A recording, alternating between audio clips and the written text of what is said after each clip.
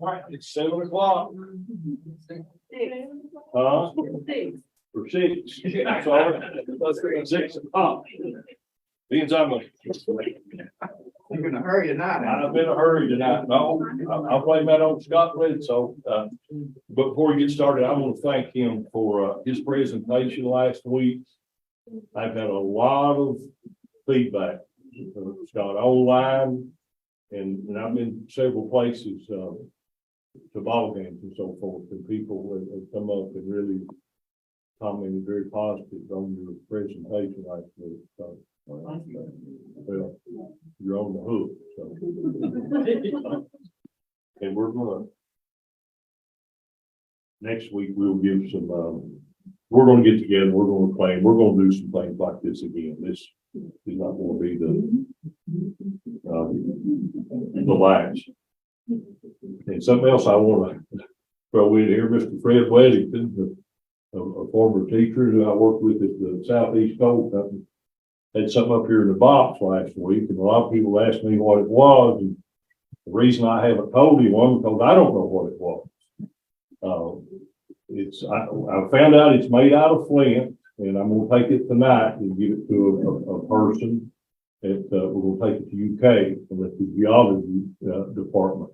But I'm leaning more toward maybe a tree root or something, just from one spot on it. But it's definitely been handled by someone a long time ago. So, as Paul Harvey would say, we'll save that for the rest of the story. And the Historical Society has said that she will be there after 7 o'clock tonight. If anyone wants to come and buy or get it, they have the 200 pictorial history of Estill County, and they also have some of these. And if you can't get down there tonight, I will see her and maybe bring some of them down here next week or whatever. Okay. And we're covering a lot, but we're squeezing 200 years in 4 hours. And Miss Lisa has asked me tonight, do we want to continue with this? And the answer is probably yes, but I'm going to let you all maybe decide on a topic. One of the topics of Estill County. There's so much, from the iron industry to the Civil War to the oil industry or whatever, but I don't care to come and do this some more. Last week, as I said, we had an excellent presentation on the long hunters, and I wanted to speak with you a little bit about some of the first people in Estill County. But before I do that, I wanted to, I can't find one of her books. I took primarily my curriculum from the history of Estill County. This is Mrs. Hallie Johnson. And this is her, she spent her life doing this. And I definitely want to give her credit for this. I can't find the year that she published this, but Hallie Tipton Johnston was born May the 2nd, 1891. Her parents were William Pearl Tipton and Nancy Jane Shouse Tipton. And on July the 11th, 1911, she married J.J. Johnston. And this book she dedicated to him. And they were very active in politics and the community. She was active in the civic citizens of Estill County, historical, religious.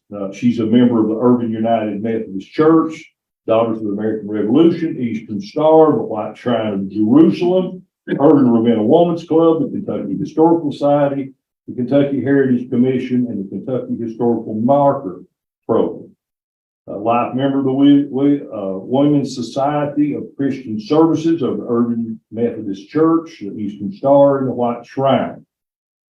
So we owe her a lot, that she took the time to do this, and she published this with her own funds. And then later on in 2008, I was approached by the Historical Society, and myself and Penny West and Miss Scotty Nolan put this together, which it's primarily drawn from hers, but we had to update it, for hers cut off. First people in Estill County. We know that Walker Dr. Thomas Walker came through here in 1750. He came through the gap. He named the gap Cumberland Gap. The Indians called it Deer Cave Gap or Deer Cave Pass. There's a cave down there called Cujo Caverns that you can go in now. And for those of us who do remember, if you went down to the gap before the tunnel, you had to go through a winding, dangerous, narrow passage. There was probably more wrecks on that road than any other. So when they cut the tunnels through, they took the dirt from the tunnels, took it back up, and they recreated Cumberland Gap as it was when Boone came through. Now, Boone did not discover Cumberland Gap. This man didn't discover it. They knew it was there. They were just scared to go through it. And Boone speaks of and he wasn't, there was no fear. I don't think this man had a reverse. He just didn't back up. But on his way in, he met Martin, Josiah Martin or Joseph Martin. Martin Station is still, it's there. It's a park. It's in Virginia. They were planting a corn crop and working on this fort, a corn crop that they would not harvest. Because the natives, they knew that we were land grubbers. And I don't mean that in a negative connotation. If you think about Boone, where Boone came from, they came from Europe. You weren't allowed to own land in Europe because they lived under a monarch. And we were wasteful, as we are today. If you've seen, it's like Dances with Wolves all over again when they found all the buffalo skins for the hides and the skulls and the tongues. When Boone and them went through here, they kept somewhat of a record. And you have to remember that Estill County at one time, you're talking Breathitt, Owsley, Powell, Jackson, and Lee. That was all Estill County. So you're talking about a huge area. In 1 year, Boone and them killed 12,000 deer. But they took only the hides and for supper alone. And that infuriated the Indians. It would have infuriated me. Because they came up on, many times, they came up on a carcass and all, we just had the hide took off of it. And they didn't wait till the winter time. They did this primarily in the summertime before the hides turned blue, before the winter coats came on. But if you get the mindset of Boone, if you were starving in England, if they caught you taking a stag or a deer or a fish, you were a poacher. And you could either be put in prison or be put to death. So you are allowed to own land. You aren't allowed to even take the game. So they did go a little crazy when they got over here, but they were doing it to survive. Now, Walker was a wealthy man. He was a doctor. He lived at Castle Wood, which still exists today, but it's in private hands and they won't let you in there. They crossed the river right above Station Camp Creek. 6 men, 8 horses, and 5 dogs. And it tells you, they just made a big circle. But what was he looking for? He was a land speculator. And they were in here looking. A year later, Christopher Gist came through here. He crossed Estill County at the mouth of Red River, picked up a piece of iron ore and took back with him. They knew. And as I said before, Gist was a very likable fellow, as was Dr. Walker. But, Walker didn't meet the Indians his way to Gist. Gist was traveling with a slave usually. And the Indians were good to him. He had the gift of gab, and they treated him very well, and they took him into their villages. And as I said before, he would lay there at night thinking, if they only knew what I was really here for, I would never see the light of day. But he was in there for the Laurel Land Company. Now, as I told you, Estill County, we became a county in 1808. Breathitt County was taken out first in 1839, Owsley in 1843, Powell in 1852, and Jackson in 1858. So why did we need county? Well, at one time we were Kentucky County, Virginia. But before we go on to talk about Estill County, I want us to get a little bit of a mindset of what's happening on the other side of the gap. What year are we talking about? Right at 1775. He came in here in 1750. How are we getting along with the British in 1750? Yeah, it's a little warm. 1760, when Boone and them came in here, it had started to heat up a little bit. Well, we all know what happened on July 4, 1776. But we had actually been into it for like 14 months before that. So in 1776, when we declared our independence, right before that, Kentucky was declared Kentucky County, Virginia. Virginia laid claim to us, and it actually petitioned the Crown to start with land development. Well, how did Virginia get Kentucky? Well, the Indians didn't get along either. They got it from the Iroquois, who are still laughing to this day. What few of them are left. Because the Iroquois had no claim, no Indian had any claim to the land. The white men would go in and ask the natives, who owns this land? And they would say, well, no one owns this land. This land is our mother. They'd say, you don't have a deed to this land? No. So the process started, and we started rewarding. A man by the name of William Johnson, who was an Indian agent. And you have to, if you want to read, I brought a book here tonight called The Dark and Bloody River by Alan Eckert. He has a series, The Frontiersman, Twilight, Empire, there's three of them. In Conquest of the Americas, I think maybe the other. He wrote three of them in a series there. Had the Iroquois not went with the Americans in the Revolutionary War, we would have lost that war. Every other Indian tribe in this young nation went against us except the Iroquois, and that was due to a man with the name of William Johnson. And there's a book on him, the Baron. That's very interesting. But he's mentioned quite a bit in The Frontiersman, which is Eckert's first book, and in this The Dark and Bloody River, which is about the Ohio River. So now we're Kentucky County, Virginia. What happens? Well, we start. People start coming in here. Boone is the second set. Another guy that came through here that made a note in the journal, he was a Frenchman with the name of McAfee.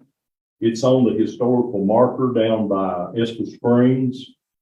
That Springs was noted, as I said before, that was your first fast food place, or one of them. You had another one in Robertson County called Blue Lick. There was also Estill County, which the white men called Blue Lick Town, which is between upper and lower Howard Creek. That's how Finley knew about Kentucky. He had met some friendly Shawnees up in Ohio, and they took him to Estill County. He was a trader. I don't have a knife. He traded in metal. The tomahawk. And this is a replica of a war club. This is another thing, other than the deer hides that brought here. This is a beaver pelt from out of the river. And if you think about this, we have fads. A beaver fur hat in Europe in the 1700s, in the 1750s, and earlier was worth $500. Amazing. Now, what they would do is they would take these, and we'll pass this around. You all can go up after it's over. There's some coarse hair out on this one. And they bought a lot of these from the Indians, and they liked them for the Indians. The Indians would turn these inside out and wear them, and they would put a pelt on the outside and wear them. They liked with the love. I mean, some of these they would buy maybe 3 or 4 years old. They were already broken in. So the fashion and the fad, it was all about money. It was all about coming in here, the money and the land. Harrodsburg was first, 1774. and in Boonesboro in 1775. Benjamin Logan, what we know today as Lincoln County, which is not named after Abraham Lincoln. That was hard for me to get to. That was a long time. It's named after Benjamin Lincoln, who was a Revolutionary War soldier. Now, the way a lot of these people got land is after the Revolutionary War, we were broke. We owed Spain millions of dollars. We didn't have any money. So we gave land grants to the Revolutionary soldiers. And you can trace a lot of the land in Estill County and this area in here back to land grants from the Revolutionary War. Stanford. Benjamin Logan, the name of his fort was St. Asaph. And in 1777 was one of the most bitter winters. How many of you remember the winter of 1977? We do very well, 200 years later. It got below zero here in the state, I know, near 10 below zero for over 2 weeks. The river was frozen over, the railroad shut down. First time in my life I ever remember the railroad shutting down. So maybe this weather is cyclic, as we say. But at Benjamin Logan, they killed a Shawnee chief, a little squat, and they called him Pleasant. And evidently he was very popular. And he met his death down at Logan Station, St. Asaph, and they attacked that fort, and and it just would not fall. They were literally hanging on by the skin of their teeth, so to speak. So it became known as the Standing Fort. And that's where Stanford got its name to this day. But we're going to go back to Boonesboro. Now, think again, what's happening on the other side? Now, in 1778, Boone gets captured for the third time. This time, he's at Blue Licks, as we mentioned earlier, making salt. In those days, if you didn't get the salt, hey, just come on in and find a seat. We're very laid back. They were at Blue Licks making salt when he got captured for the third time, and they adopted him. Well, and think of this, there's no cell phones. How do they know on the other side of the mountain in Virginia what's happening in Kentucky? You have to send a courier. So there's messengers, and most of them are traveling by foot, so they can conceal themselves. So this is the only way you know what's going on. So they find out that Boone's captured. And a guy by the name of Josiah Collins came in to Boonesboro. Patrick Henry said, we have to send people into Kentucky. If we don't, Kentucky's going to be lost. Well, what does that have to do with Estill County? Well, they sent some people in here. One of them, name was James Estill. Another one was Joseph Proctor. And this Josiah Collins says life at the fort was tough. We found a poor, distressed, half-naked, half-starved people daily surrounded by savages. While at Boone's fort, Monk, who was a slave of James Estill, he was very talented. He was a genius. Estill gave him his freedom. He had the first African-American child that was born in Kentucky. Estill gave him his freedom not long after the battle that we're going to talk about tonight. But Monk could make gunpowder. Now, there's a cave, Peyton Cave, down in Madison County, where Johnny Almonds used to be down on the river. There's a big chain link fence up over it now. When you go by it, that's Peyton Cave. Well, saltpeter was there, potassium nitrate. Monk could take charcoal, saltpeter, and sulfur and make gunpowder. And he was very good at it. They sent a runner to Patrick Henry after the Standing Fort, St. Asaph, did fall, and told him, if you all don't send us some gunpowder, at least send us some kegs of gunpowder, we're not going to make it. We're not going to survive. We're all going to die. Corn was over $100 a bushel in 1778. You know, you go out in the woods up on the marble yard and so forth. I have places up there and we'd go through the woods as kids and you'd see rocks piled up. And people say, oh, them's Indian graves. They're not Indian graves. The Indians they wouldn't make a mess like that. For the most part, it's where they threw the rocks into the piles. They would grow corn in an area that was half as big as this room. And you think about it, if you didn't have corn, you died. You had to have it for yourself, and you had to have it for your animals. Now, what we did use for food, what else did we make out of it? It didn't take us long to figure you can take several bushels of corn and squeeze it down to a jug and get more out of it. Every spring on my place had old barrels with holes shot up in it. So you had to have corn for whiskey, and you had to have corn to eat. And if you went in and you settled a place like Walker, that's the first thing they did in the Middlesboro. There's a replica down there now. It's about 8 by 12. I have to hunch down to get in it, but it was basically a structure built for them to get in to keep the wild animals off of it at night while they slept. But they planted a corn crop and some peach seed. Therefore, you can claim that land. Now, a man by the name of Joseph Proctor, he was born in 1755, the year of Braddock's defeat.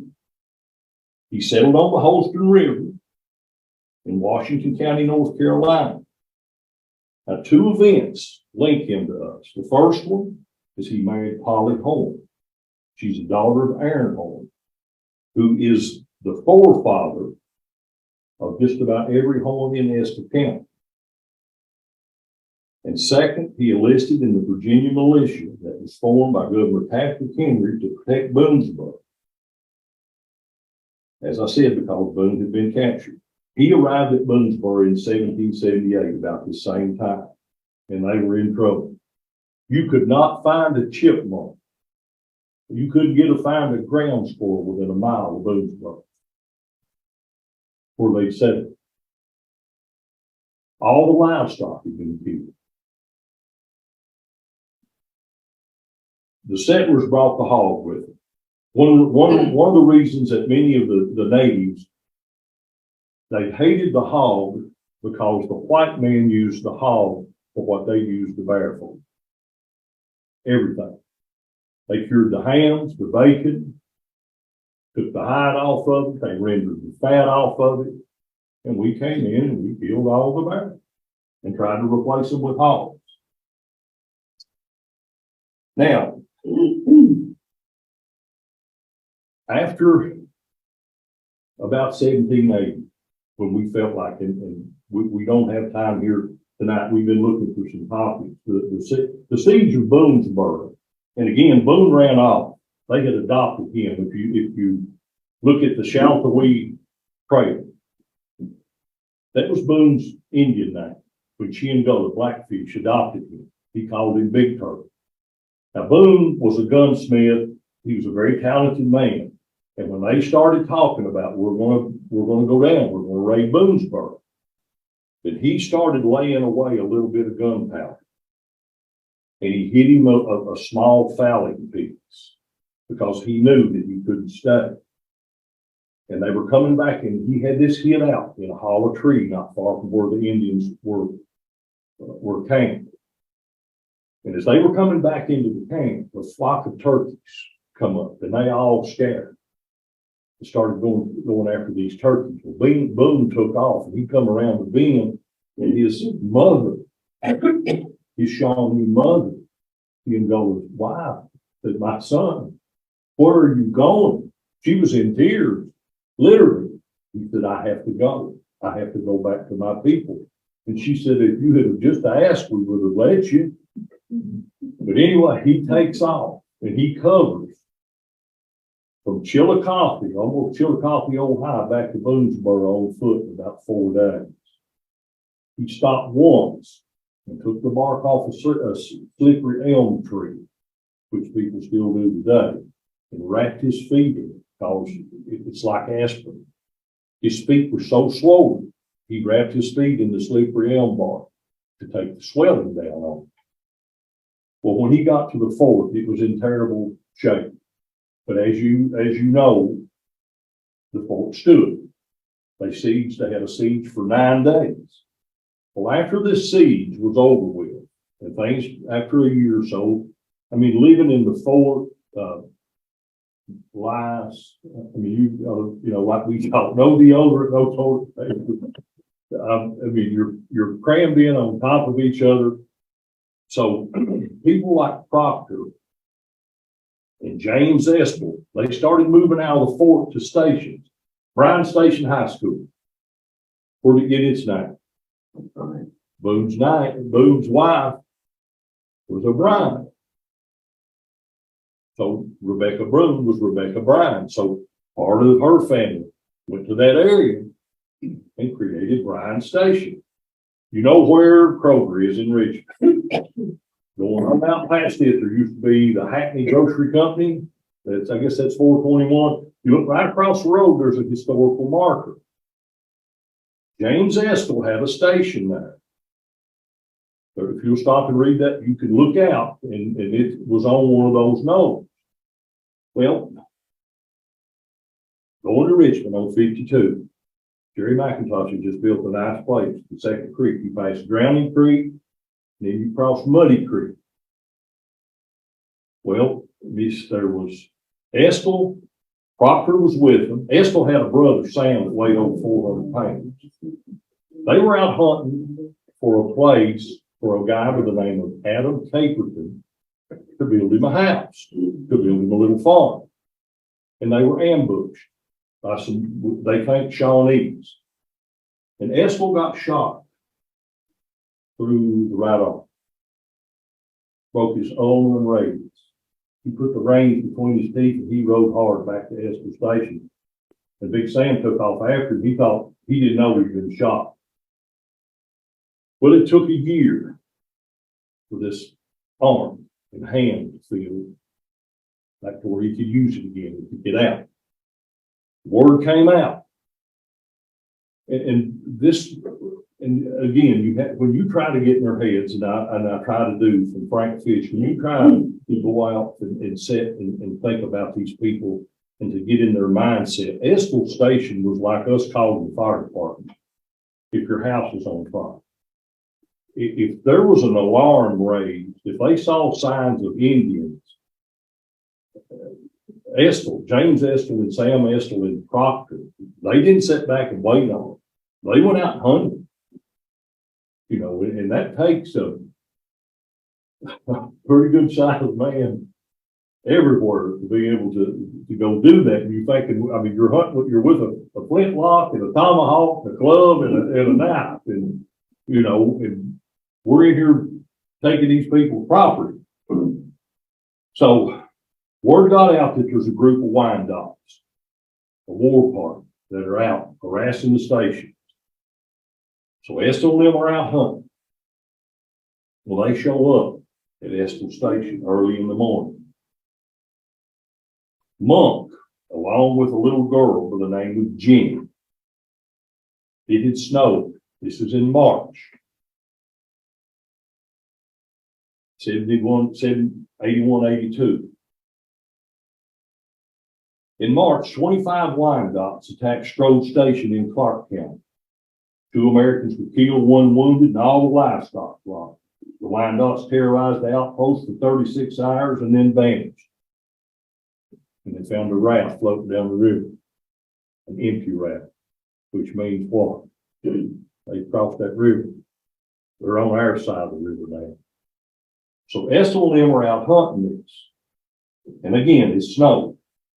Sunday morning, Monk and little Jenny Gass go out with a sled to collect firewood and to check on some maple trees that they're tapping. There's only a few women. Any able-bodied man right now is out with Estill hunting this group. Well, they're laying around the fort. There's still log heaps smoldering where they're trying to clear the land back.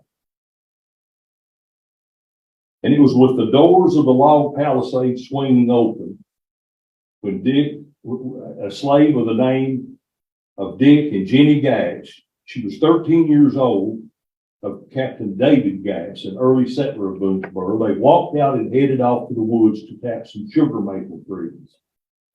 They walked almost a quarter of a mile. The Wyandottes waited, and then they struck. And Jenny's mother is up on the palisade looking over the fort, and she sees it. And she screams, "Run, Jenny, run." Well, they shoot her and kill her. And they take her scalp. And one of them takes her scalp, waves it, and says, "Run, Jenny, run." Well, let's talk about scalping. Where did the Indians learn to scalp? Right down. That wasn't in their culture. The French and the British. There's a list in this book of the scalps that went to Detroit that are labeled, how they were killed. The British and the French would pay up to $10. So they scalped Jenny. Monk is out there. And they capture him. And they shoot, but to no avail. Well, they capture Monk. And you remember, I did this in the 6th grade. And they asked Monk how many's in there. He allowed that fort's full of men, and they're all in there making bullets, and they're loading their guns, and they're ready to fight. Well, he was a good liar. So they took him and they left. They killed all the cattle and all the sheep and all the hogs.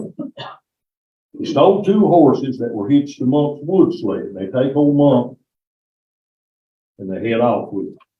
Now here is the part that when you want to get someone's mind.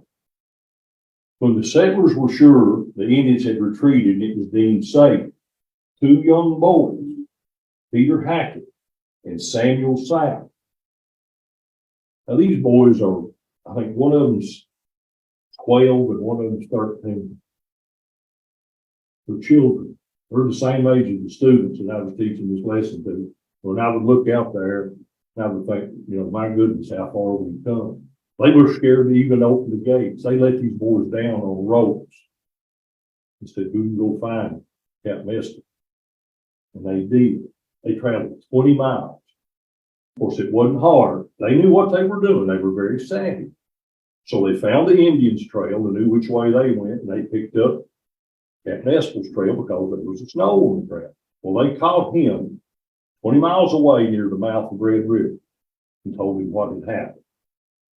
So Estill had about 35 with him. There's 25 Wyandottes. 10 men who were with him, their horses were just burnt out. They couldn't go any farther. So Estill told them, "You all take these boys, walk back to the fort, but we're going after." As the sun rose the next morning, they saw the main body of Wyandottes.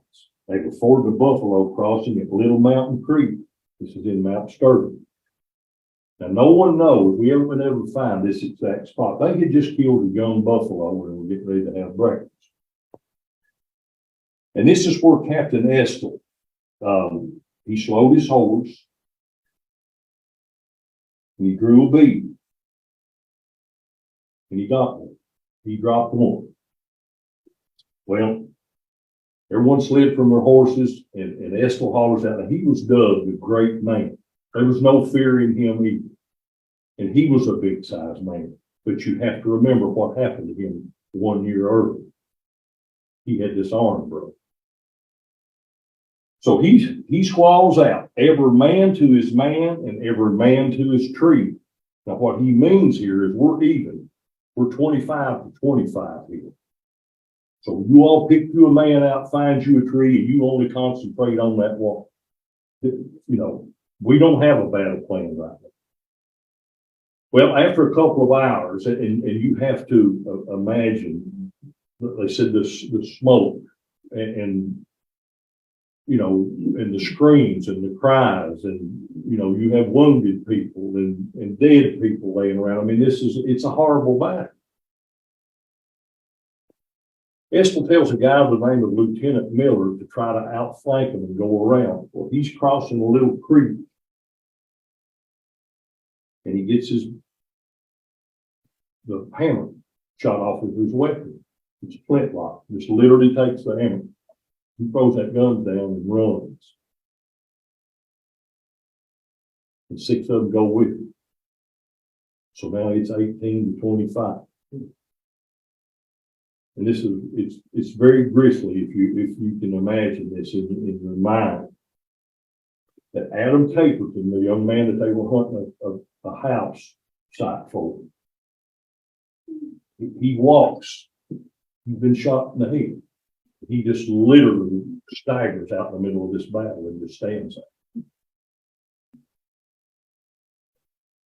And they shoot him again. And when he falls, and then they all rush each other in a sense. Well, the main chief of these Wyandottes, Proctor looks around, and he and James Estill are locked in mortal hand-to-hand combat. They have full knives. And they're literally just like in the movies. They're twirling around. Proctor's trying to shoot, and then they're grappling. And then James Estill's arm snaps. And when his arm snaps, he buries that knife in his breast and kills him. William Irving, who our town's named after that, he was shot in the groin area. Monk goes and grabs him and drags him off in the weeds and hides him. Now Monk's tending, Monk is carrying messages, he's tending the wounded. Monk's a little short, round fellow, but he's a brute and very bright. So Monk is in the background, keeping everyone pretty much settled down. Proctor shoots the Indian that just killed Estill. Now he's the chief. And you hear the death song. A lot of times when the chief was killed in a battle, the Indians would withdraw. Well, they hear the death song, and these Indians start melting away. And in this story, it says about 1/3 of both forces were dead or wounded after the first hour of fighting. The Wyandottes rallied. This brave, by the name of Splitwog, made ready to lead the braves back across Little Mountain Creek to outflank the whites to the left and force their retreat. For a brief instant, Splitwog and his Indians attacking with him drew the fire of William Irving until he was shot in the groin with a near fatal blast of buckshot. Now, the final stages of this battle lasted 2 hours. Long time. The final stages of the 2-hour battle did not last long, with about 2/3 of Estill's forces being shot down and Estill himself wounded 3 times. Now, this was before he went out in hand-to-hand combat. Estill rushed to the aid of one of his longtime friends, Caperton. But a brave with a long-bladed knife pounced on him, and the 2 men locked in a violent struggle of thrashing arms and legs. The few left fighting nearly stopped, fascinated by the well-matched men. Neither side dared to shoot for fear of hitting their own man.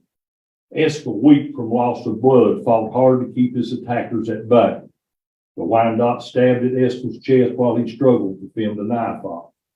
And gradually the weakened arm of Captain Estill gave way. The Indian screamed a yell of triumph as his arm snapped and he drove his hunting knife into the hilt in his chest, killing him instantly. Joseph Proctor fired and the Indian fell dead across the body of Captain James Estill. They were the last 2 men that were killed at the Battle of Little Mountain. Their commanding officer, dead. The remainder of Estill's band retreated. Captain James Estill, Adam Caperton, Jonathan McMillan, John South Jr., John Coldfoot, M. McNeely, and one other name unknown were left dead on the battlefield. 4 to 6 men were severely wounded. James Berry was shot through the upper thigh and would have died were it not for the sturdy Monk, who carried him on his back for some 25 miles. William Irvin, from whom our county seat is named, was helped on a horse of Captain Estill by Joseph Proctor, and at great risk to his own personal safety, escorted him to Bryan Station, 20 miles away. Irvin eventually recovered from his wounds and lived another 40 years, only to be killed in an Indian battle in the Upper Ohio. William Irvin's brother, Christopher, was the commander at Fort Pitt, which after we took it from the French, it was Fort Duquesne. But Christopher Irvin became commander of that fort. No one knows how many Indians were killed. 2 white prisoners at a Wyandotte village, a Miss Margaret Polly and a Mrs. Gatliff, both later rescued by George Rogers Clark, heard the Wyandotte version of the battle and believed their losses were high, nearly 20. James Estill and William Irvin never lived in this county, and neither never played a role in its development.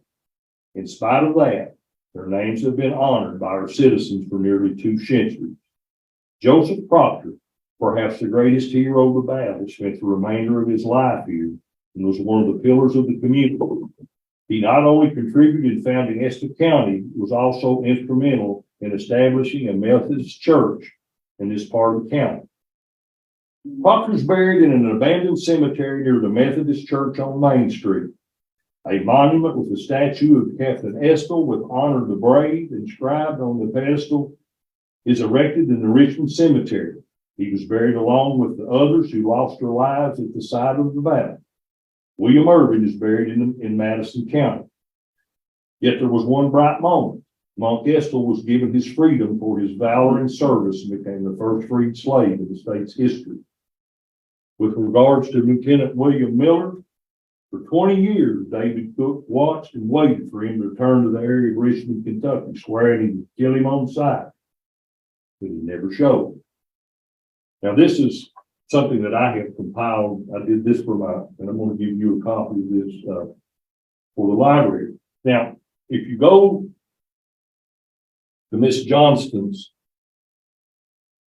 book, it talks about where Joseph Proctor was buried. Didn't even have a headstone. It says in here that they were part of it. Efforts on way to get him one. Well, I was teaching at Estill Springs, and when we read that, we felt sorry for Joseph Proctor, literally. And it's just a walk away. And like I said, back then, we could get out and go. And so we walked down there to the cemetery one day, and we couldn't hardly find his grave. It was overgrown and overrun, and we needed a community project to meet Judge Arvin. Tom Williams was mayor. So we decided, I had an old Chevy pickup truck, and we decided we were going to go down there and clean that cemetery up. We asked Mr. Daniels, he was the principal, he was all for it. So I was on the go away. We had AmeriCorps with us. So we went down there and took my old truck, went in behind where Richard Snowden, got permission to go in to where Richard lives today. You weren't living there then. So I thought, we'll go down there and we'll fill my old pickup truck up and we'll make a day of it. And that'd be it. So we're down there cleaning up. And I have a chainsaw, and Max Hester shows up. And we have almost 100 kids, about 90, and we're all just, well, the mayor shows up. Says, "What are y'all doing?" So we're cleaning up. We're talking about trying to get Joseph Proctor here a head marker. We finally found his grave, he and his wife, Polly, and he says, "What are you going to do if your truck gets full?" I said, "Well, we're probably going to quit." He said, "Well, I'll send someone out here in a few minutes." And about 30 minutes later, a dump truck pulled in. And you couldn't do this today. He came down there and he said, "Could you all use some more help?" I said, "Yeah, we always use some more help." And he said, "Well, I'm going to go talk to the jailer." This is the truth. You can't make this up. About another 30 minutes, but this is before lunch. About another 30 minutes, here comes they emptied the jail out of everybody they trusted.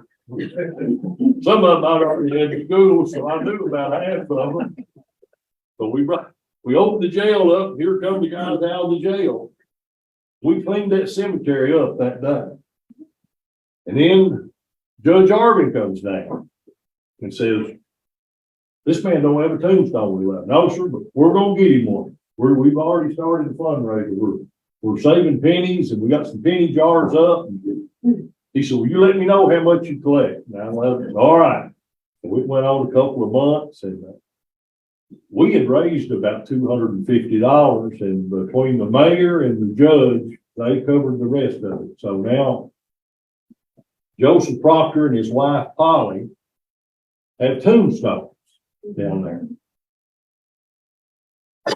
But there still was nothing here in Estill County.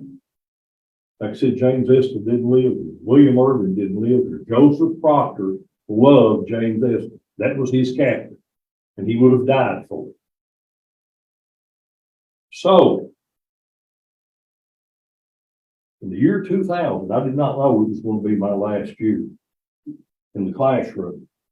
What happened here in 2000? Anyone remember? Bypass. We got a new bridge. And being I was a social studies teacher, we called our representative, Mr. Dale Trout. We said, Mr. Trout, we've got a guy here in Estill County that lived here and named the county and preached in the county and done a whole lot for this county, but there's nothing here to remember him by. We'd like to name that bridge after Joseph Proctor.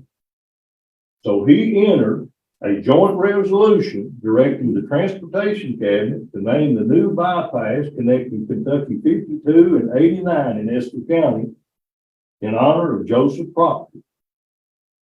We paused to honor a hero and patriot of the Commonwealth.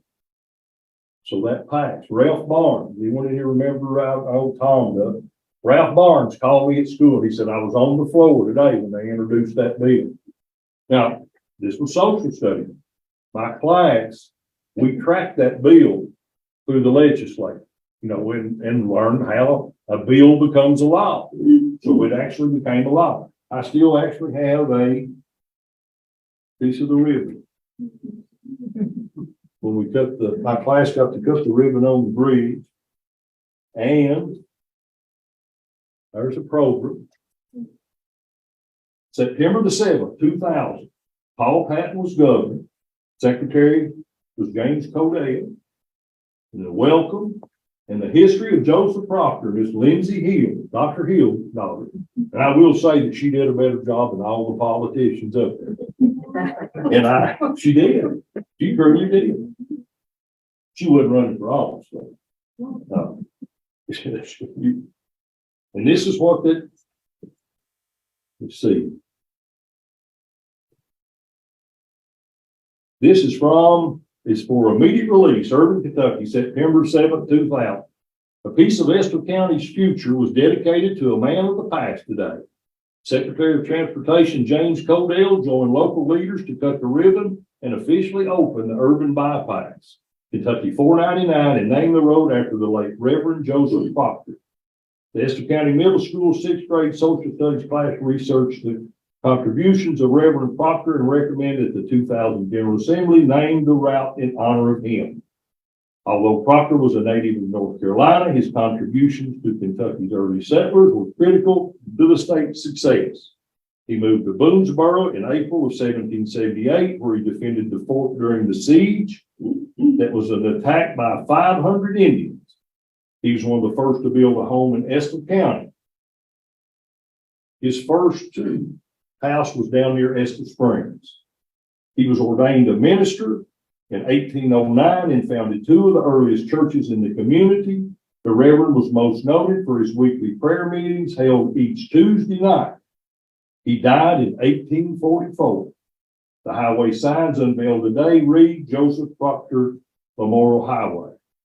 The new route totaled 8.3 million, links Kentucky 52 from Richmond to Kentucky 89, leading to Winchester and Mountain Parkway. The first house in Estill County, you know where the dry cleaners was? There used to be an A&P store when I was a little boy. The Thomas Potts built the first house in town. Proctor was second at Estill Springs. And then he built another house up across from the fire station. You know where the food court is during the mushroom festival? It's set right there, and Hallie Johnston lived in that house. It burned when she was a child. She was, I think, 6 years old. She actually lived in Proctor's old house. And here's what I'm not going to agree. This is what my student, Miss Lindsay Hill, in describing Reverend Proctor and Mr. J.G. Trimble, now this was at his funeral. 1,000 people attended this man's funeral in 1844 from all over the country. In describing Reverend Proctor, Mr. J.G. Trimble, deputy clerk, stated the public's confidence in his purity and integrity was absolute. He was a meek and humble follower of the Lord Jesus Christ, abounding in Christian grace. For he was kind, hospitable, gentle, good, and full of the spirit of charity and patience. So I just felt like we owed the man something after me researching, and I'm proud to have been a part of this. We have about 7 minutes left, and I've left a whole lot out. Like I said, it's hard to cover 200 years in 4 hours. Are there any questions or? Yes, sir. Did at the Battle of Little Mountain, is that what you? Yes, sir. Little Mountain, did the Wyandotte have firearms at that time? Oh, yeah. Where'd Yes, sir. they get them? From some crooked white man that had a lot of money. It was, it's all about the money. Yes, oh yeah, they were very well armed. But again, you're shooting with flintlock. No, they were very much past the bow and arrow days. And I brought with me tonight just a couple of trade tomahawks that I didn't have here. Some young one asked me what this week was. Is Don Markham here tonight? He didn't get to come tonight. He had some war clubs. This is a replica. I think it screws out here. This is a replica of a Shawnee war club. The original one was made out of maple. And a company by the name of Cold Steel, who makes knives and a lot of things that I collect and love, did a cast of this, and this is made out of plastic. And I will pass that around. Now, wouldn't that ordinarily have about a 6-inch spike? It would. You can get them. Yeah. That was just screwed in there. And Jordan, you asked about bullets. And if you'll do some research I know there were several of them in Boston, and we actually had shot towers that were about 60 feet tall. They looked like silos, and they would put about 2 feet of sawdust in the bottom of them, and they would get up in them and melt the lead and pour them through sieves with different size holes.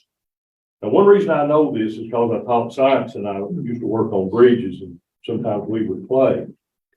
You can take a bucket or a glass of water and you can pour it out, and if it's high enough, before it drops too far, it forms a perfect sphere. If we were working on a high enough bridge with the boss wasn't there, it was really wild to take a 5-gallon bucket of water and pour it out and watch it turn into a great big ball before it hit. I don't know what he would have done if he caught us, probably farted. We had fun anyway while he wasn't there. But we made him a lot of money. So they would take this lead and make these shot towers and pour the hot lead through these sieves. And before it hit the bottom, it formed into a sphere. Then it would hit the sawdust. And they'd go in, scrape back the sawdust, sweep up the buckshot. And the sieve had different size holes in it depending on what size shot you wanted. But your regular bullets, that we had. You can buy bullet molds today where you can cast 10, 15 of them at the same time. But most of the bullet molds that they had were just, you could make one bullet at a time. You know, when we were talking, Scott was talking about them taking a screw off of their weapon because they didn't have anything to shoot in it. Well, read about John Wesley Powell going down the Colorado River. He lost an arm in the Civil War. And he took off down the Colorado River. They ran out of ammunition. They had one bullet left.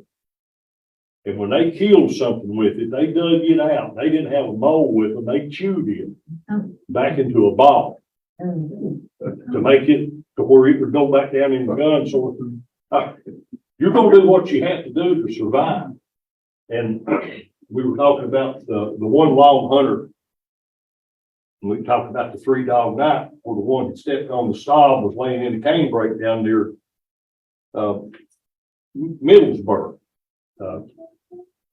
You know, I mean, it was terrible, you know, about what they went through, but where the term 3-dog night came from, you know, we talked about that. It was a cold night, and they took the blankets back and put all 3 dogs in there with it. So it was a cold night for that to happen.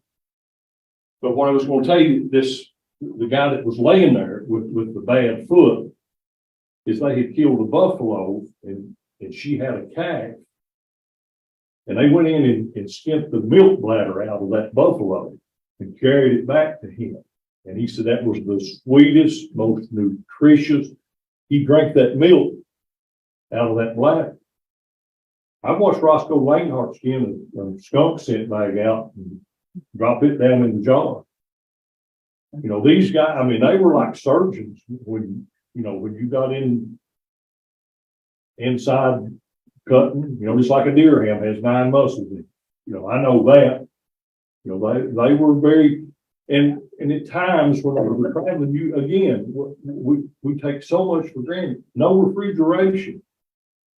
And if you kill something and you need to travel, then what do you got to stop and jerk that meat. You know, even the settlers most of their chimneys were good size. And in the spring and in the summer, when it was too hot to have a fire, they would build racks that they could stick up in that chimney, and they would build a small fire down inside, just a smoking fire, and they would jerk meat up inside that chimney during the warm days. Now, the Indians, as I said, they took the bear and did everything with it that we did with the hog. They would take the bear fat, and it has leaf fat and everything, just like a hog. And they would render it down. They made pemmican. They would take dried meat, nuts, fruit, and they would dry it and chip it all up and mix it with the warmest bear fat up. And they had, remember the little popsicles that we had in the plastic tubes?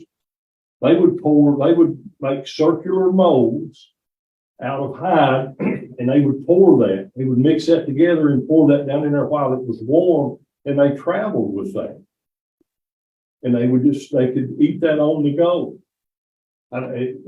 When you read Eckert's books, and what we did was, I don't know, it was survival.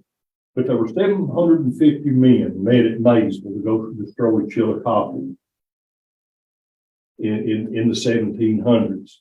Each man carried with him a gallon of fine ground cornmeal mixed with maple syrup.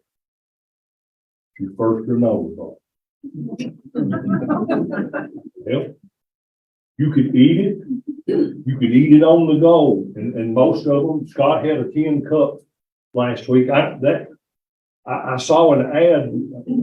One of those tin cups in the late 17, 18. They were $4. But just if you had a tin cup, you had something. Any kind of vessel. Any kind of vessel. But you know, a clay vessel was prone to break, or you're a woodworker. Many of them have wooden bowls or a wooden cup. I mean, I would have. Hell, I've eaten out of my hat before. You know what? You know, you get somewhere and you're hungry. Of course, I lined it with plastic, but can't be a bowl of chili though. But you know, but in that's true. The motorcycle. But I wasn't hungry after about 15 minutes because we got up there and had a big pot of chips. The fish didn't have any bowls. I got me a plastic bag. Line my motorcycle helmet with a plastic bag and put the chili in it. On that note, we have two questions Yes. online. So somebody asked, how were the Iroquois rewarded and did they accept William Johnson and Boone and Company? Hey, they adopted, William Johnson. His name was Warrigaway, and it was thought he had 1,000 children at one time. Are you a descendant? Huh? Are you a descendant? Yes. Oh, yeah. Yeah. The Iroquois, we gave them about right at $10,000 worth of goods. And they were supposed to have shared it with the other tribes, but they didn't. And they were, I mean, the rest of the Indians, you know, they were terribly angry because the Iroquois had but they made the Iroquois mad. So they sold their land. That's how the Cherokee at Sycamore Shoals, the second time Kentucky was sold to the Transylvania Land Company because the Shawnees had run them off. It's part of it. So one more question. Yes, sir. Why did Estill County let go of Lee, Owsley, Powell County lands? Well, why did we become Estill County? The northern part was part of Clark County. The southern part came from Madison County. Well, when they opened up this first tavern down here, what did you have to have? What do you have to have today? A license. If you got married, you had to have a license. Well, did you want to travel 50 miles on foot? You had to really want to get married to walk 50 miles. You know, for the opening tavern. Winchester started out with a half-face hunter's camp and a barrel of whiskey. Didn't it, Doug Rogers? I mean, that's proven. You know. So the reason we didn't so much as give them up, but people moved into, you know, if you lived on the other side of Breathitt County, do you want to come to, well, now I got to go to Richmond and get my driver's license, so it'll make no difference. But if you want to get married or pay your taxes, would you want to? So the people said, no, we need to have our own government here. We don't need to go to a courthouse. You know, we became Kentucky County, and then it was divided up into Fayette, Jefferson, and Lincoln. But then Kentucky, the whole state was 4 counties. Now we're, what, 120? We were the 50. But people are fighting it right now. The push is let's consolidate again. So everybody wants that. You want your courthouse. You want your courthouse. Just like, you know, we can mention it, but it's been brought up I don't know how many times in my life for urban and rural to merge as cities. So, not in our lifetime. Any questions? It's after 7 o'clock and I like to end on time. Next week, we're going to go modern day. We're going to talk about what Estill County's like in today. We're going to go over part of the census and look at our county from this perspective. But we don't, you know, we're open. We can do what we want to do.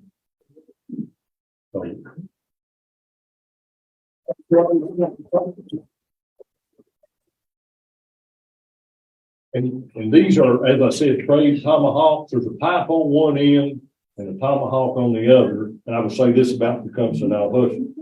He was going into a meeting with William Henry Harrison, who was the governor of what we know today as Indiana, and they didn't like each other. They hated each other for reasons. William Henry Harrison was a butt, and we were taking Tecumseh's land. And he started into the meeting, and he had the tomahawk stuck down his belt, and this guy stepped in front of him, and he said, "You can't take that in there."